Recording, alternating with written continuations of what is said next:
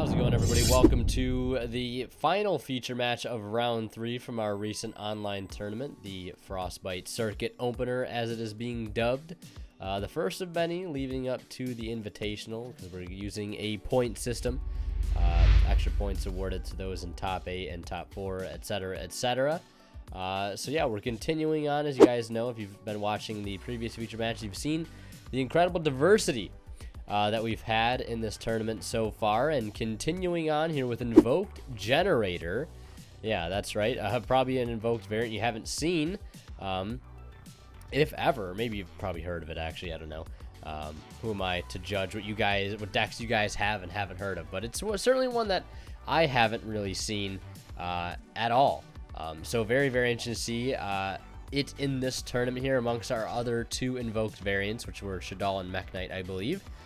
So getting started with the standard 1-card Mechaba just off of Alistair through the help of Secure Gardener and Al Mirage.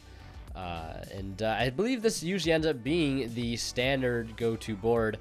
The Kujikuri Curse, I believe that was a mistake. Yeah, so I think he said he misclicked there. Probably didn't want to get rid of the Mechaba, but I mean, the draw 2 is not terrible, right? But either way, using the effect of the Generaider boss stage during the opponent's draw phase to go for a hard Generaider boss of Storms, which would provide, I believe, a negate, and also the ability to take 1 card out of the opponent's hand, but it is met with impermanence, so there's really not much you can do there, and it can't provide the negate while the tokens are not on the board, so that early impermanence was clutch. Now just sort of 4 tokens there doing not a whole lot. The Kokumiru Guardian, I believe, is the one that is being played that negates monster effects. But that's going to stop any hand traps, which is very, very nice. Basically making it so the Seeker and the Researcher can go through pretty much uninterrupted. Same thing alongside this Doki Doki, having a copy of Analyzer in hand being discarded to go for another copy of Analyzer. Now I imagine we'll see some Link plays, some Link shenanigans here that are going to help us get into some Synchro plays, bringing out O-Lion here, and then we're going to activate the effect of the Analyzer here. Once that sort of extra Garnet is removed from the deck, going to summon out Weeping Idol. Now I know you guys a lot of you are pretty happy to see that. Again, the diversity of the playing field that we had across this tournament, which is really, really nice. But of course, there were still a few Adamancipator and Eldritch. Can't blame people for playing those decks, as they are very, very powerful. I believe we only had 2 Eldritch and 2 Adamancipator. Both Adamancipator builds, I believe, were pretty standard run-of-the-mill Adamancipator builds. But our Eldritch decks varied a little bit. We had an Evil Eye Eldritch deck, which you guys will be seeing in future feature matches. And I believe another Eldritch deck as well, which I'm not sure if... I don't think it made it into any feature matches, because I'd rather get the Evil Eye Eldritch one for you guys, as you've probably all seen a bunch of Eldritch lists at this point.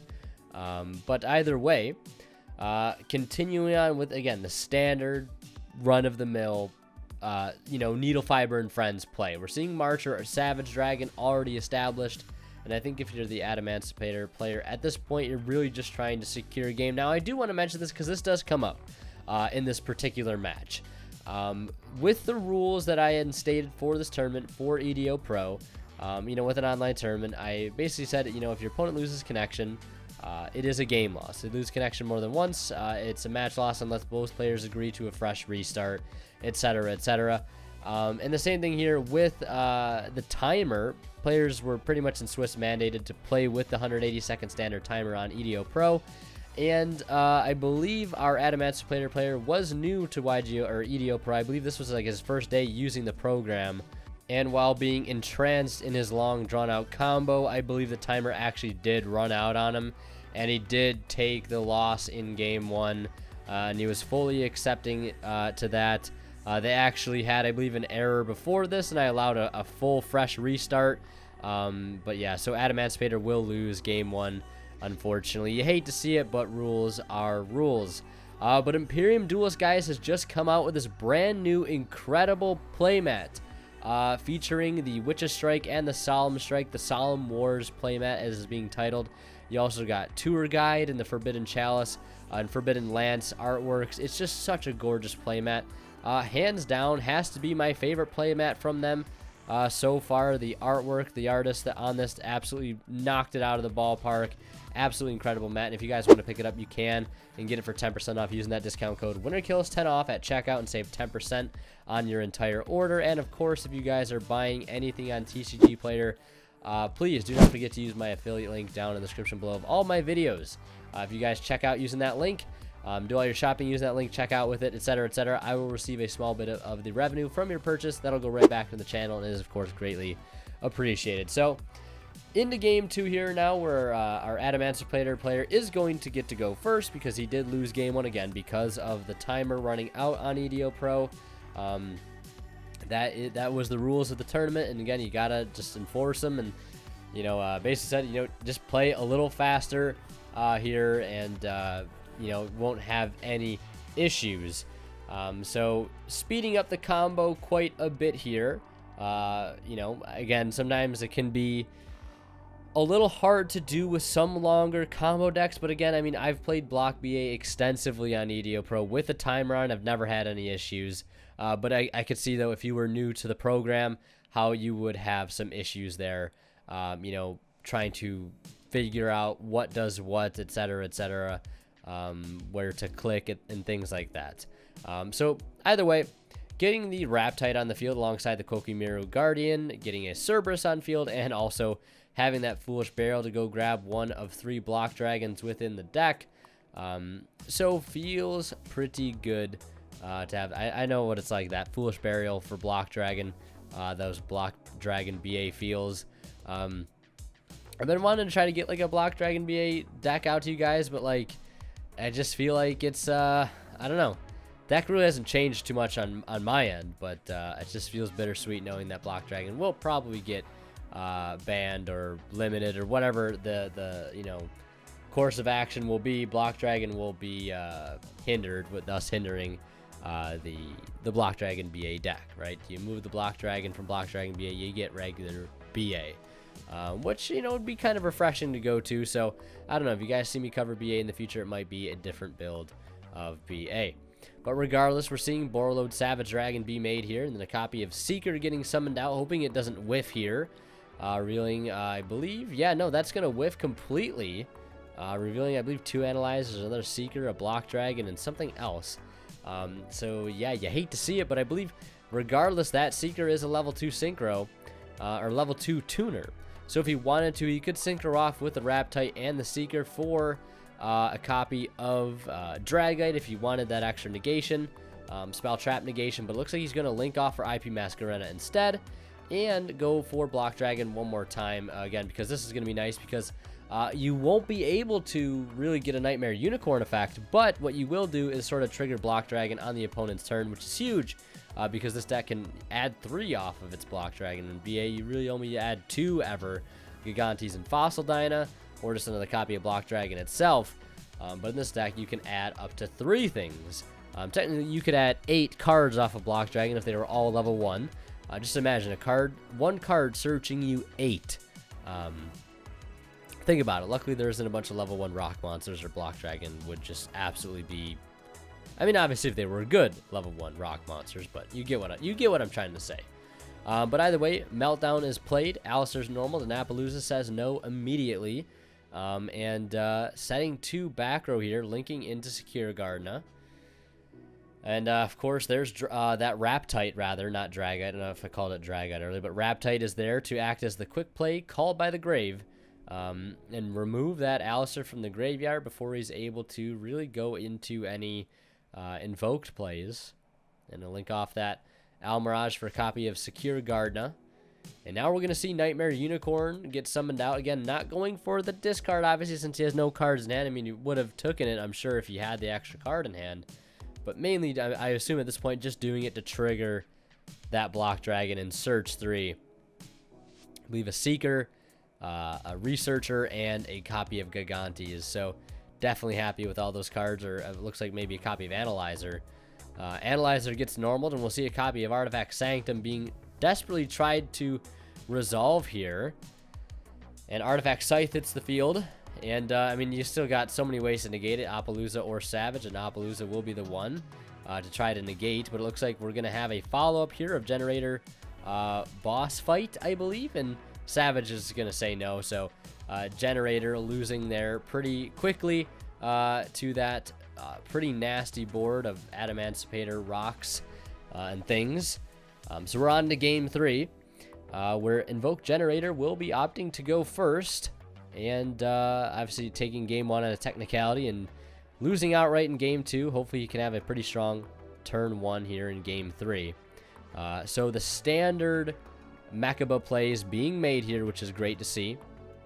Now if he can follow it up with the Generator field spell, you know, he can pretty much get this setup that he wants, and you know, with that Generator search spell there, he'll be able to get not only the trap he wants, but the field spell to go alongside of it. So I think, you know, in general and like overall, this is really what I believe he wants his field to look like. This is like your average go-to field with Invoked Generator, and I should have the Invoked Generator deck list up for you guys within the next 24 hours after this video goes up. I'm going to start posting a lot of deck lists after we get these round 3 feature matches up for you guys, so stay on the lookout for those, because again, a lot of people I've seen been asking for deck lists, and I just didn't want to spoil anything, so wanted to wait for at least, you know, getting a little bit more than halfway through the Swiss matches, just to show you guys some of the amazing deck lists that were in this tournament. So Foolish Burial being played to send the Tackle Crusader, which is a card I haven't seen in quite some time, but that's when it hits the graveyard, it's going to be able to book that hard Generator Boss of Storms, which is huge because that's going to turn off 1 interruption. And normal summoning another Tackle Crusader as the, I believe the Analyzer hits the field. And Tackle Crusader I don't think is a once per turn, so multiple chances at just booking interruptions. And looks like we're going to see Needle Fiber, Chain Link 1, and then Chain Link blocking with that Tackle Crusader. Will he negate, though? I mean, I don't really think it's 100% worth to negate, but then again, you know, really what do you got to lose at this point? It's already looking like pretty in Adamancipator's favor here, so... But it looks like we're going to see there can be only one be shotgunned here, as the Tackle Crusader does go through. Now, there can be only one. It doesn't seem like the greatest here, but I mean, in hindsight, it really does. But just right now, it doesn't, because obviously you have a machine on board, you have a rock. But a majority of, I think, of all the monsters that he can put on the field are probably going to be rock, but Nightmare Phoenix is also pretty, and he has another copy of Tackle Crusader. All 3 copies of Tackle Crusader looks like are going to resolve this turn, and that's actually pretty insane. So it will bounce that. There can only be one back to the hand.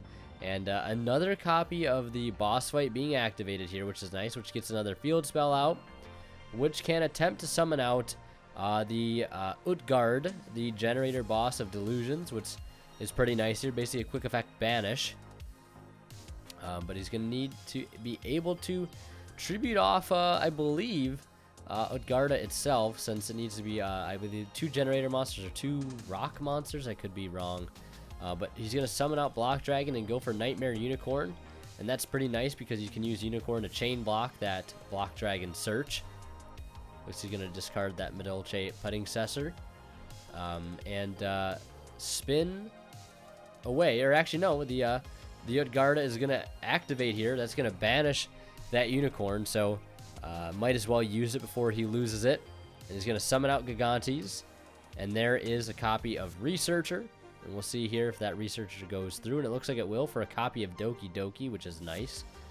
Doki Doki is a huge catalyst for this deck, as we'll be able to use the discard effect, discarding Analyzer, and summoning out that Kokimiru Guardian, which is great because it can pretty much turn off all hand traps at this point. And there's a copy of Weeping Idol. Gonna banish that Seeker from the graveyard and summon itself to the field, so a whole box of rocks just laid out onto the board. This is where he was wishing he still had that Tackle Crusader, but You really, or not Tackle Crusader, still wish you had that, there can be only one, but then again, this man had access to multiple Tackle Crusaders, which is just huge. And there is a Dragite, and Dragite, I believe, is going to be able to remove all 3 cards from the field and bounce them back. Dragite is such a devastating force here. He's going to summon out Block Dragon, and I believe his timer was running down again here, but definitely had a way to go for a game, and our Invoked Generator play didn't feel like he wanted to win, you know, on a technicality like this here, especially when game was so very clearly presented here.